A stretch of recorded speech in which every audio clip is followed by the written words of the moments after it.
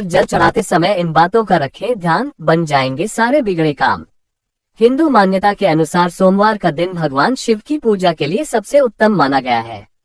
इस दिन शिवलिंग पर जल चढ़ाने से साधक के सभी कष्ट दूर और कामनाएं पूरी होती हैं, लेकिन इसके लिए भी कुछ एक नियम बनाए गए हैं, जिनकी अनदेखी करने पर पुण्य की जगह दोष लगने की आशंका बनी रहती है। नंबर 1, शिवलिंग की पूजा करने से पहले साधक को तन और मन से पवित्र हो जाना चाहिए।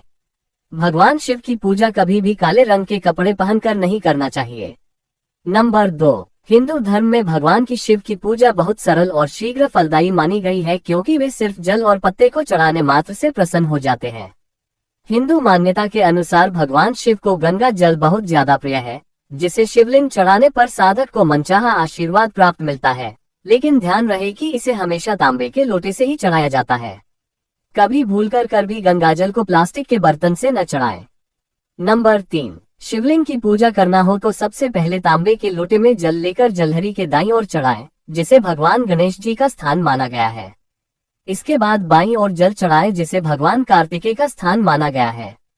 इसके बाद जलहरी के बीचों बीच जल चढ़ाया जाता है, जिसे भगवान शिव की पुत्री अशोक सुंदरी का स्थान माना जाता है।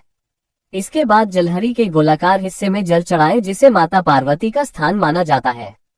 शिवलिंग में सबसे आखिरी में धीमे धीमे जल चढ़ाएं।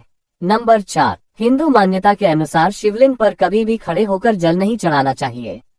शिवलिंग पर हमेशा बैठकर धीमे धीमे जल चढ़ाना शुभ माना गया है। भगवान शिव को कभी तेज धार से जल न चढ़ाएं। नंबर 5, हिंदू मान्यता के अनुसार शिवलिंग की जलहरी में कभी भी पूजा का सामान नहीं रखना चाहिए और न ही परिक्रमा करते समय जलहरी को ढांकना चाहिए।